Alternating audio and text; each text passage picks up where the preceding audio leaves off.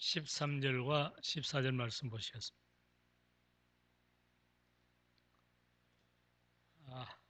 짧은 두 구절이니까 같이 읽겠습니다. 천천히 시작. 이는 혈통으로나 육정으로나 사람의 뜻으로나 나지 아니하고 오직 하나님께로서 난 자들이니라. 말씀이 육신이 되어 우리 가운데 거하심에 우리가 그 영광을 보니 아버지의 독생자의 영광이요 은혜와 진리가 충만하더라. 아멘. 사랑의 아버지 하나님, 이 아침에도 아버지 하나님 앞에 예배드리면서 하나님께서 우리에게 주시고자 하는 말씀을 받기를 원합니다. 우리 마음을 열게 하시고 마음이 옥토밭되게 하시며 주의 말씀 받을 때에 그 말씀이 나를 위한 이 아침 하나님의 말씀이 되게 하시고 나를 통해서 하나님께서 이 땅에 사시고자 역사를 이룰 수 있는 주님의 복된 성도들 다 될 수 있도록 은혜 내려 주옵소서. 예수님 이름으로 기도합니다. 아멘. 날씨가 요즘 몇 주간 많이 더워가지고 여러분 힘드셨는데 오늘은 봄동산 같은 소식이 하나 왔습니다. 그것은 다름 아니고 우리 그동안에 크리스 주사님, 유니 주사님 둘째 딸을 낳았는데 이름이 뭐예요? 아비가일이라. 하나님께 기쁨이라. 그 딸이 오늘 드디어 출산 후 몇 달이죠? 몇 달 만에 교회에 나왔습니다. 그래서 더운 날씨임에도 불구하고 아름다운 아기를 보니까 꽃동산이 된 것 같아요. 꽃동산이. 아니 아까 예배 시작하기 전에 예배당 안에 아무도 없고 전부 다 저기 가서 아기 보느라고 다들 한 번씩 안아보느라고 그래가지고 얼마나 좋은지 모릅니다. 하나님께서도 무척 기뻐하시지 믿습니다. 오늘 이 말씀은 지난 주일날 우리가 공부했던 그 말씀이 뭐냐면은 영접하는 자, 곧 그 이름을 믿는 자들에게는 하나님의 뭐가 되는? 하나님의 자녀가 되는 뭘 주셨다? 권세를 주셨다. 그랬는데 그게 12절이었어요. 그랬는데 오늘 이 13절에 보니까 이는이란 말은 하나님의 자녀가 되는 권세, 그것은 혈통으로도 되지 않고 육정으로도 되지 않고 사람의 뜻으로 되지 않고 오직 하나님께로부터 난 자들이라야 그 권세를 받는다는 겁니다. 불신 세상도 하나님의 백성마저도 참빛되어 이 세상에 오신 말씀 하나님, 예수님을 알지도 못하고 받아들이지도 않고 영접하지도 않았는데 오직 한 부류의 사람들만이 그분을 영접했습니다. 그 사람들은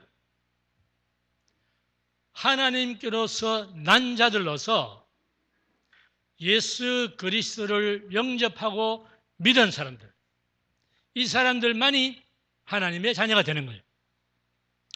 그래서 혈통으로 하나님의 자녀가 될 수 없다. 이 말은 육신의 부모의 피를 통해서 되는 것이 아니다 그 말이에요. 여러분, 이스라엘 백성은 끊임없이 하나님을 거역하고 배반하고 저버리고 떠나는 삶을 수없이 끊임없이 계속적으로 반복해서 그런 생활을 했음에도 불구하고 자기들은 하나님을 떠난 적이 단 한 번도 없다고 착각해서 아브라함의 후손으로 혈통을 따라 하나님의 백성이라고 생각합니다. 그래서 세례 요한이 그 이스라엘 백성에게 마태복음에서 이렇게 말을 합니다. 3장 9절에 다 같이 시작. 속으로 아브라함이 우리 조상이라고 생각지 말라. 내가 너에게 이르노니 하나님이 능히 이 돌들로도 아브라함이 자손이 되게 하리라. 그 이스라엘 백성은 하나님이 우리 조상이다. 아브라함이 우리 조상이다. 우리는 아브라함의 후손이다. 그래서 우리는 하나님의 백성이다. 그렇게 생각을 합니다. 그러나 하나님은 그렇게 말씀하지 않습니다. 하나님은 혈통으로 너희가 나의 백성이 되는 것이 아니라 나를 받아야 한다. 나를 받아들여야 한다. 그렇다고 육정이나 사람의 뜻으로 되지 않는다. 예수님께서 니고데모에 하신 말씀에 여러분, 육으로 난 것은 무엇이다? 육이라. 여러분, 육으로서 난 것은 인간의 지혜나 지식이나 자랑거리 됩니다. 이런 것들로 우리가 예수를 안다고 해서 우리가 하나님 자녀가 되는 것이 아니에요. 하나님의 자녀가 되는 것은 하나님께서 우리를 그분의 독생자 예수의 피로 낳아야 돼요. 이게 사람의 뜻으로도 안 된단 말이에요. 사람의 뜻으로도. 우리가 뭐 수양하고 도덕을 잘 지키고 의지와 뜻을 힘을 해가지고 그래가지고도 하나님 자녀가 되는 것은 아니다. 지금 이 본문 말씀, 본절 말씀은 그 말씀입니다. 여러분 이걸 성경에 말이죠. 성경에 난해 구절이라는 것이 많이 되어 있어요. 해석하기 어려운 것들. 그 중에 하나가 출애굽기 4장에 나오는 말씀이에요. 한번 여러분 읽어보십시오. 같이. 시작.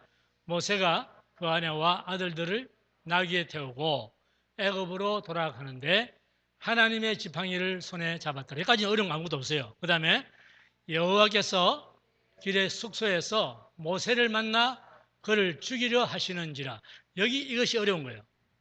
하나님께서 모세를 불러가지고 이스라엘 백성 애굽에서 고통당하는 내 백성을 끌어내라, 구원해내라. 그렇게 보내서 손에 하나님의 지팡이까지 쥐어주셨는데 갑자기 모세가 애굽으로 내려가는데 길의 숙소, 자기 잠자리죠. 거기에서 모세를 만나가지고 죽이려고 한단 말이에요. 모세를 하나님이. 이거는 터무니없는 말이에요. 이거는 영문도 모르는 말이에요. 그런데 그 다음 보세요. 25절 시작. 십보라가 차도를 취하여 그 아들의 양피를 베어 모세의 발 앞에 던지며 가로되 당신은 참으로 내게 피난편이로다 하니.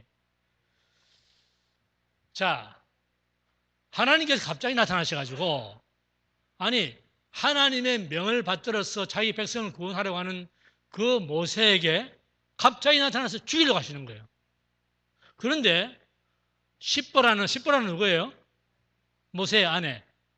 모세의 아내가 돌을 가지고 그 아들 장자의 양피를 베어서 피를 내고 모세 발 앞에 던지면서 말하기를 당신은 내게 피난편입니다. 이렇게 말한다. 여러분, 십보라는 또 무슨 뜻으로 이것을 하는 겁니까? 어떻게 뭘 알아서 지금 자기 장자의 양피를 베가지고 피를 내가지고 집 던지는 거예요? 이게 도대체 뭐예요, 이게? 그 다음에 마지막에 보십시다. 여호와께서 모세를, 이거 잘 보이지 않네요. 그때 십보라가 피난편이라 하면 할례를 인함이었더라. 자, 여러분 보세요. 모세는 애굽에서 왕자로 있을 때 하루는 자기 백성 억울함을 보고 애굽 사람을 쳐 죽여버렸습니다. 그렇죠? 그리고 미디안 광야를 피신 가가지고 40년 세월을 거기 살고 있는 거예요. 그러다 하나님께서 모세를 호렙산 그 불꽃 가운데 불러가지고 이제 하나님의 백성 이스라엘을 구원해내라고 명을 하면서 보내시는 거예요.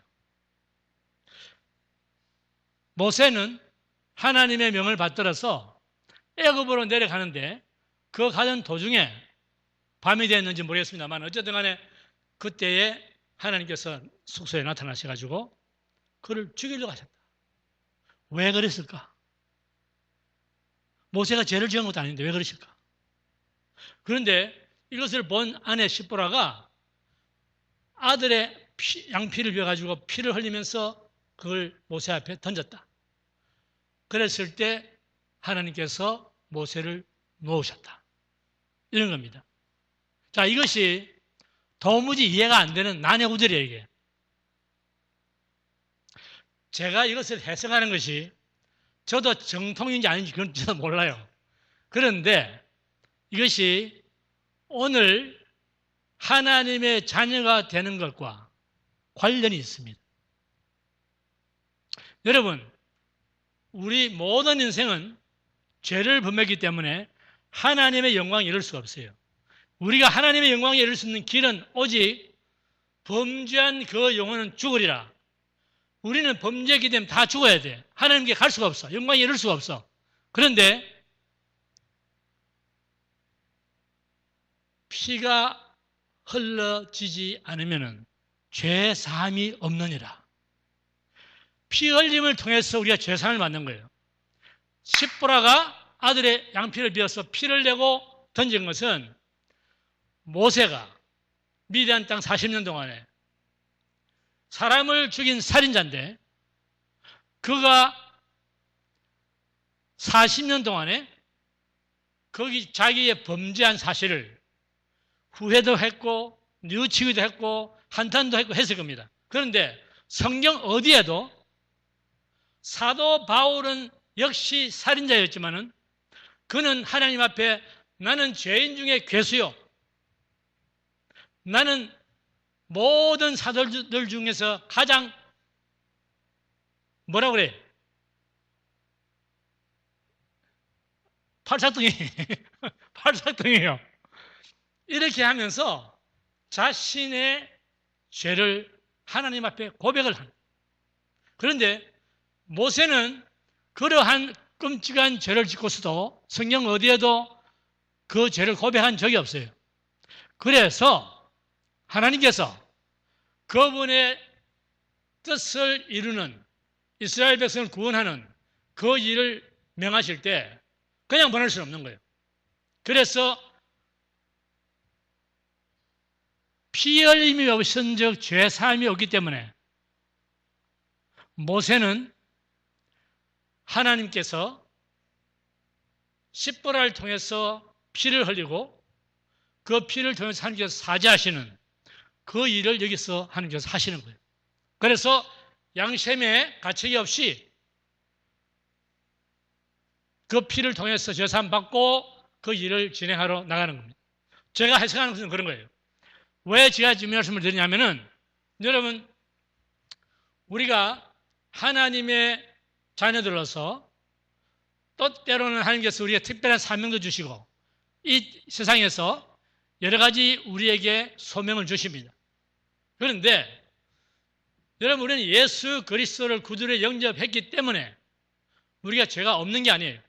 우리의 과거의 죄는 다 없어지지만은 그러나 날마다 짓는 죄가 있죠. 그 죄를 또다시 예수의 피로서 자복하고 회개함으로써 씻음받아야 되는 거예요.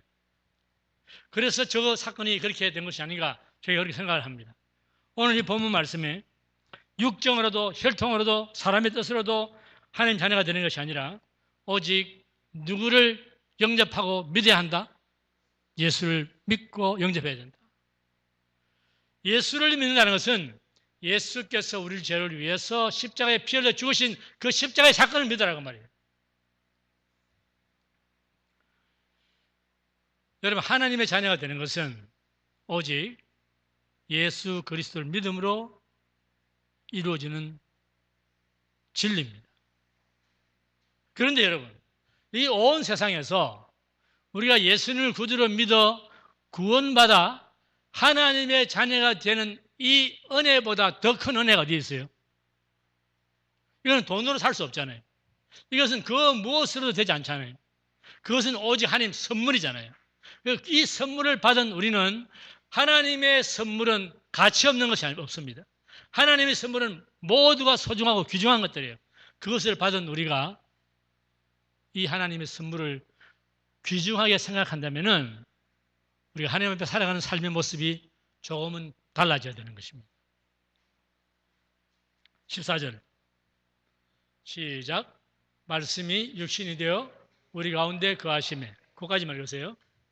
오늘 시간적으로 다 끝까지 설교 못할 것 같아요. 말씀이 육신이 되었다. 이것은 하나님의 성육신을 말합니다.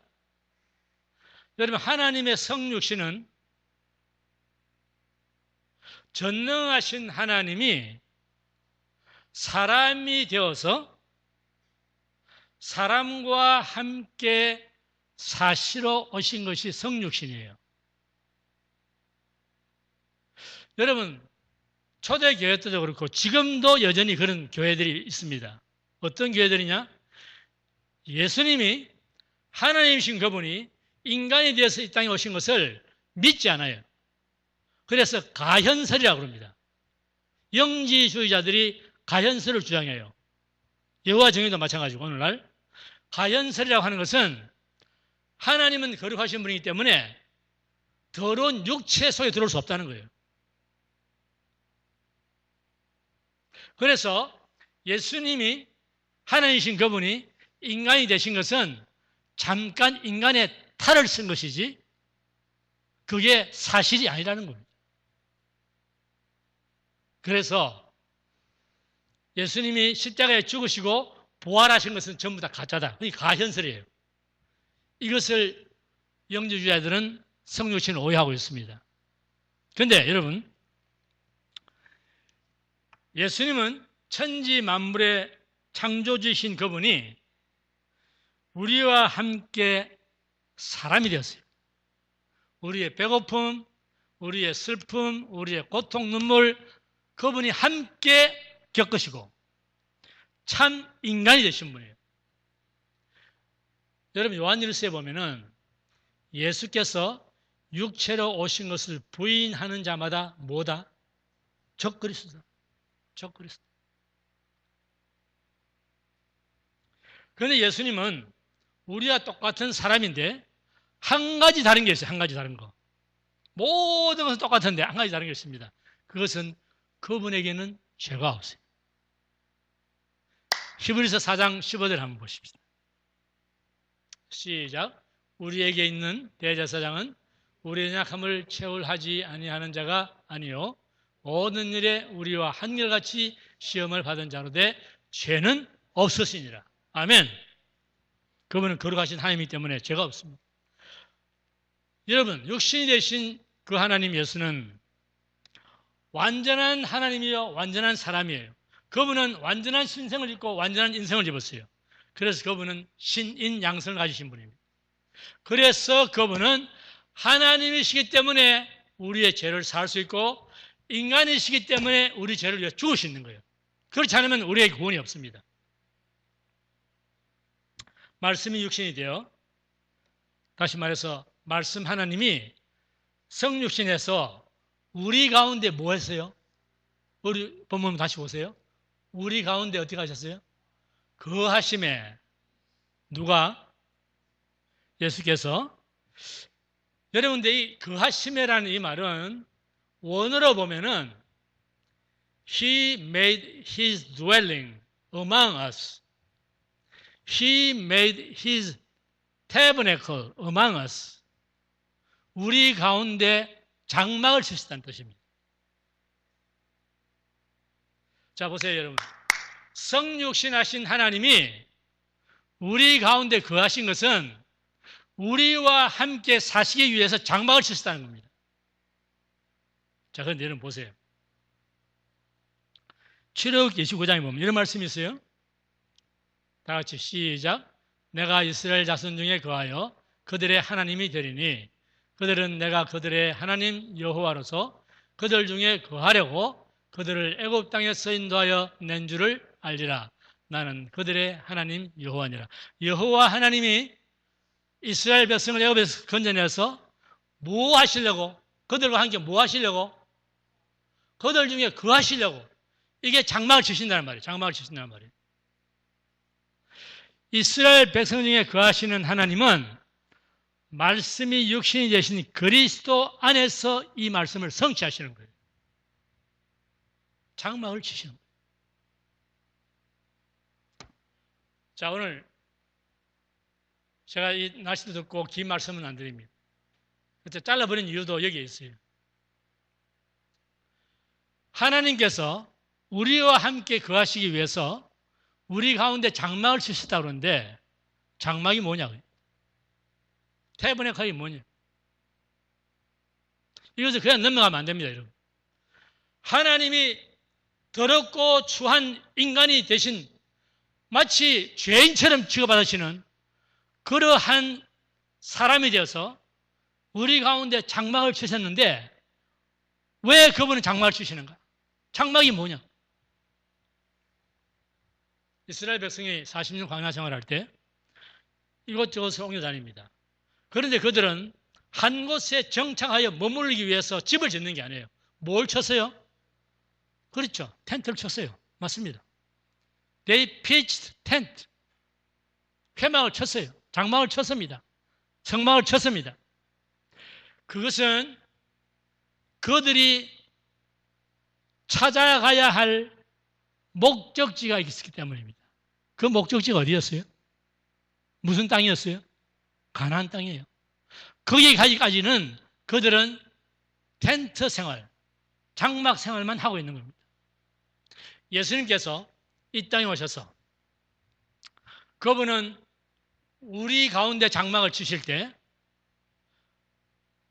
그분은 한 곳에 머물러서 아버지의 뜻을 이루시는 것이 아니라 가버나움으로, 고라신으로, 베세다로, 사마리아로, 그라사로 끊임없이 옮겨 다니면서 장막을 치시는 거예요.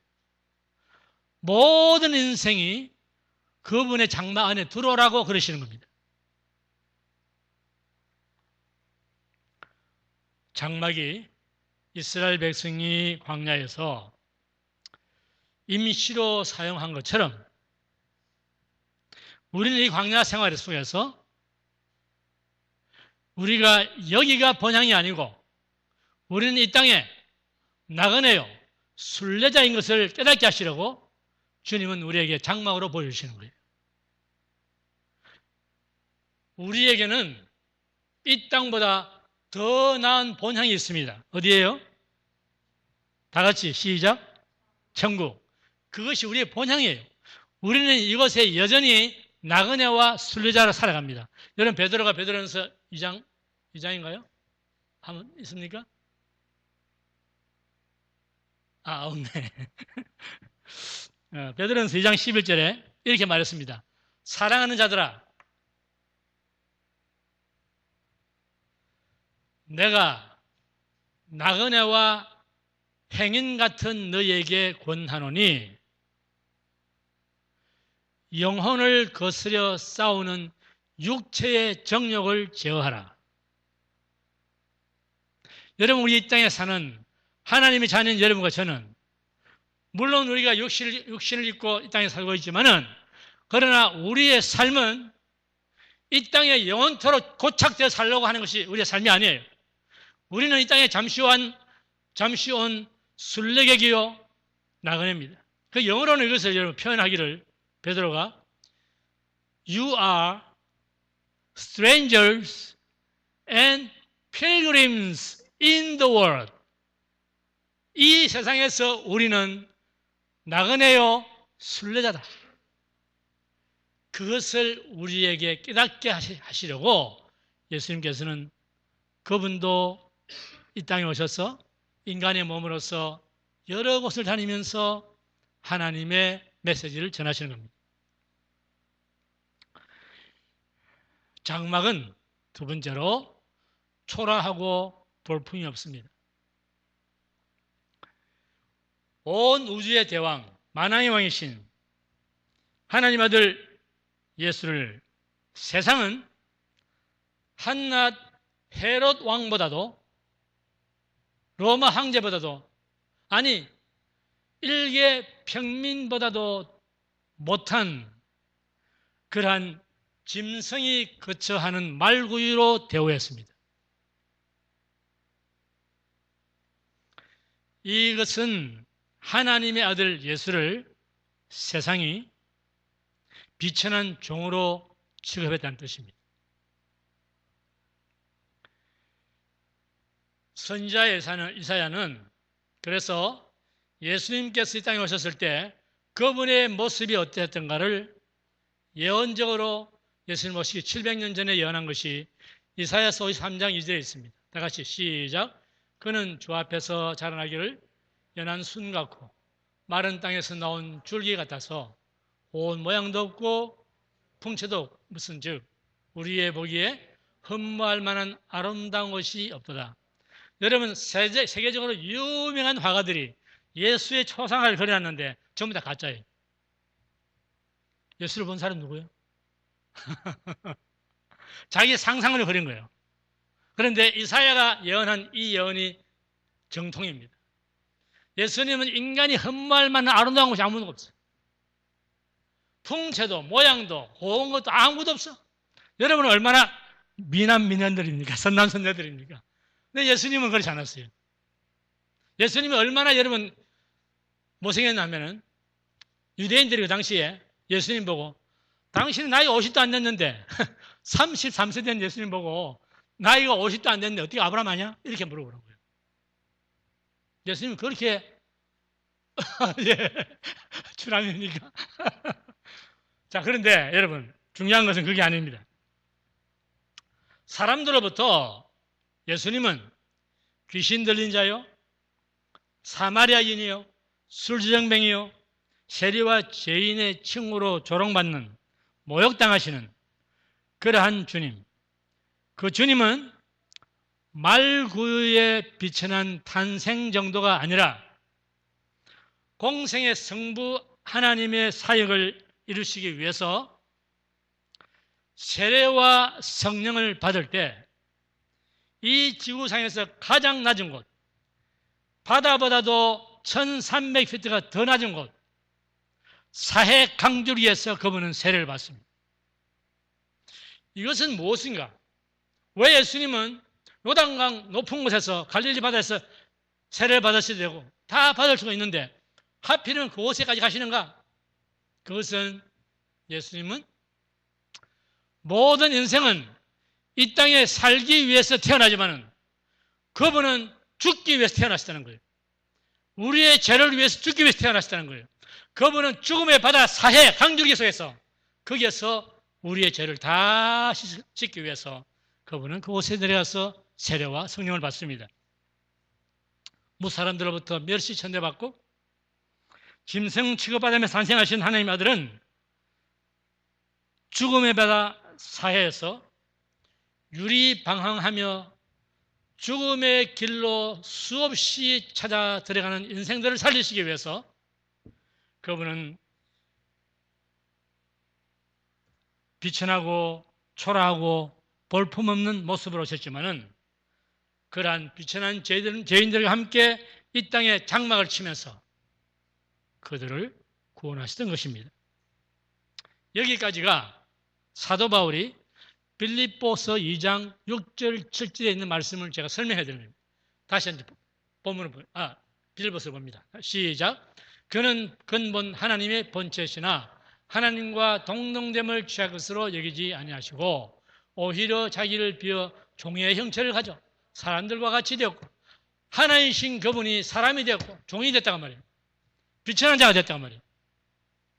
그러나 멸시 천대 조롱과 수욕을 받고 십자가에 죽기까지 하늘께 순종한 주님은 그 결국이 비참함으로 끝나지 않습니다. 하나님의 반전이 시작되었습니다. 십자가에 죽기까지 순종한 그 순종이 죽음으로 끝난 것이 아니라 모든 피조물이 그분의 이름 앞에 무릎을 꿇고 우리에게는 구원과 생명이 될 줄이야 누가 알았습니까? 그래서 그 다음에 빌립보서 2장 8절에 11절까지 사도 바울이 이렇게 말합니다. 시작. 사람의 모양으로 나타나셨음에 자기를 낮추시고 죽기까지 복종하셨으니 곧 십자가에 죽으심이라. 이러므로 하나님이 그를 지극히 높여 모든 이름 위에 뛰어난 이름을 주사 하늘에 있는 자들과 땅에 있는 자들과 땅 아래에 있는 자들로 모든 무릎을 예수의 이름에 꿇게 하시고 모든 입으로 예수 그리스도를 주라 시인하여 하나님 아버지께 영광을 돌리게 하셨느니라. 아멘. 예수님의 사역은, 그분의 생애는 뭇 사람들로부터 멸시천대 모욕을 받은 삶이었지만은, 그러나 그분은 그 모든 고난을 전부 하나님께 맡겼습니다. 예수님의 이 땅 위에서의 삶과 그분의 사역을 여러분 기억하시기 바랍니다. 예수님은 하나님이신 그분이 인간이 되어서 오셨는데, 참 하나님이시여 참 사람이신 그분이 짐승보다 못한 취급을 받고, 그리고 사람들로부터 멸시천대받고 핍박당하고 조롱당하고 마침내는 십자가에 죽기까지 고난당하시는 그분이 죄가 있어서 그렇습니까? 여러분과 저는 적든 크든 우리는 죄 가운데 살고 있습니다. 우리는 어제도 어쩌면 마음속으로 지은 죄가 있을 것이고 말로 지은 죄가 있습니다. 당연히 베드로가 말한 것처럼 죄가 있어서 욕을 먹으면 당연한 것이다. 애매히 고난받을 때는 하나님께 감사해라.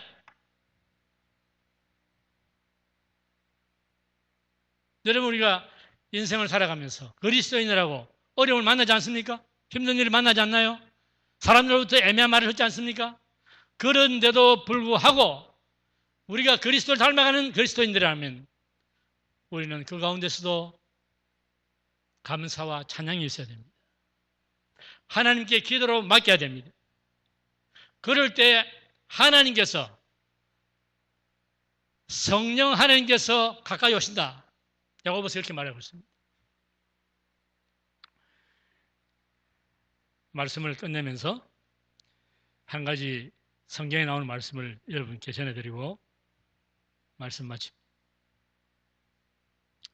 여러분, 창세기 6장에는 여러분 잘 아시는 노아의 방주와 홍수 사건이 나옵니다. 그렇죠? 불신 세상은 노아의 홍수를, 방주를 믿지 않습니다. 그들은 기껏해야 듣기로 옛날에 대홍수가 있었다는데 그 정도로 알고 있어요. 역사적인 사실을 받아들이지 않습니다.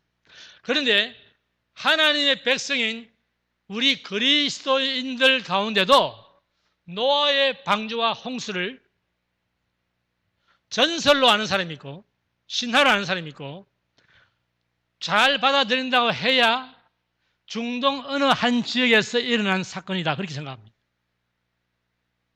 그런데 노아의 방주와 그 홍수 사건은 하나님께서 이 땅 위에 변경할 수 없는 역사적인 사실로 만들으셨고, 그리고 그 사건을 통해서 하나님은 우리에게 예수 십자가의 구속의恩청이 무엇인가를 가르치시려고 그러는 거예요. 여러분, 노아의 홍수가 일어날 때 창세기 7장에 보면 이런 말이 있습니다.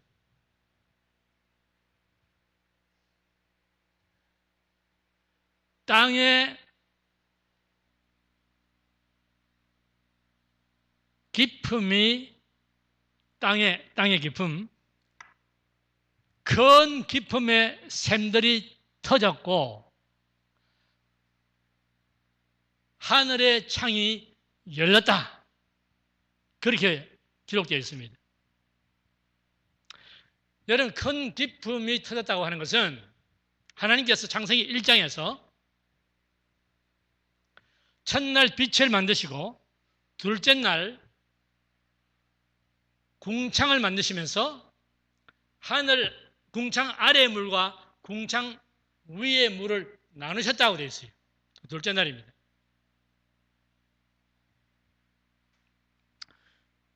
자, 여러분 잘 보십시오.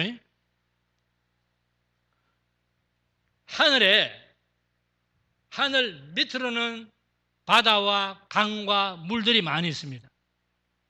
하늘 위로는 기껏해야 뭐가 있어요? 수증기, 구름, 그 정도예요. 그죠? 그런데 하나님이 장난기도 있으시지.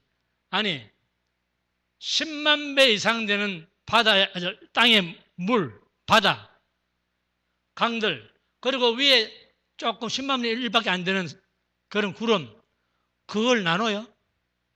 장난하는 거지, 이거는.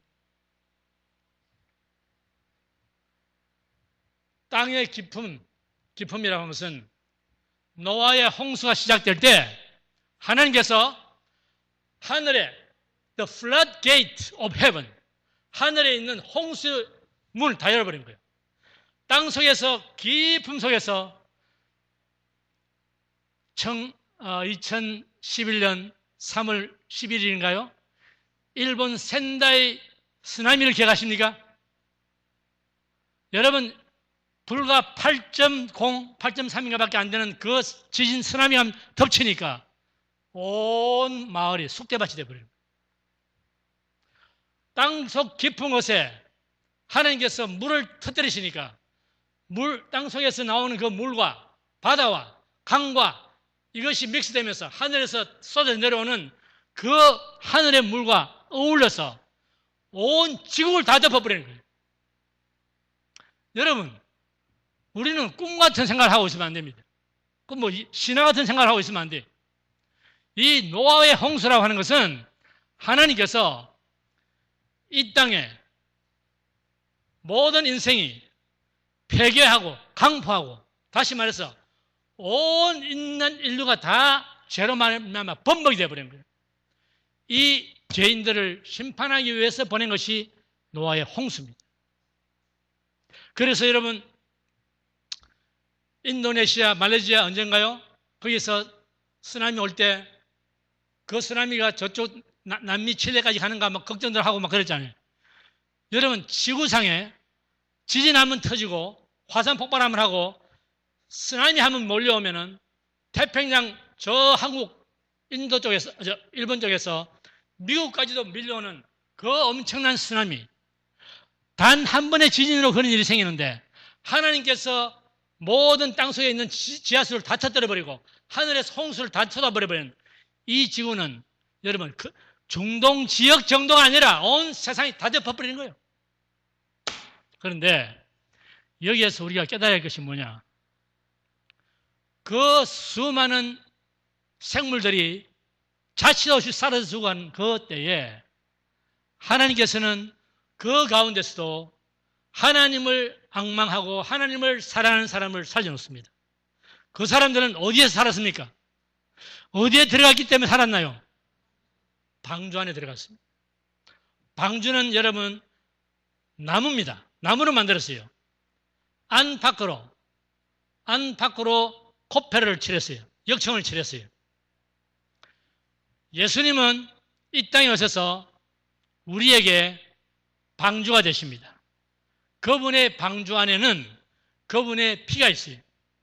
코페르, 역청을 안팎으로 바른 것처럼 그분은 십자가의 방주 안에서 우리가 그 속에 들어가면은 그분의 피로서 안팎으로 덮여서 키프를 해서 우리를 하여금 구원받게 하시는 그 십자가의 피가 그 안에 있습니다. 여러분, 노아의 방주는 예수 그리스도의 예표입니다. 오늘도 우리가 그리스도 예수 안에 들어오면은 그분은 세상 모든 쓰나미로부터 우리를 보호하십니다. 여러분, 360일 동안 물이 땅에 있었는데 그 배가요, 요즘처럼 철갑을 두른 배라도 다 찌그러져 버려요. 한 번 전 쓰나미가 100피트 높이로 쳐버리면은 배가 하늘로 떴다가 그냥 그대로 떨어지는 거예요. 배도 다 깨지고 사람도 안에서 다 죽습니다.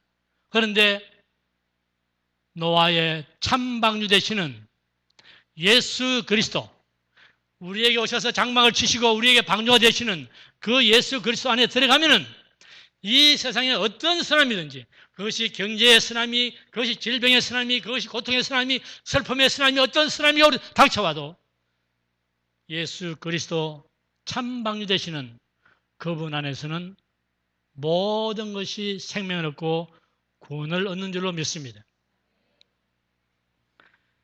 이것이 예수 십자가의 피능력입니다.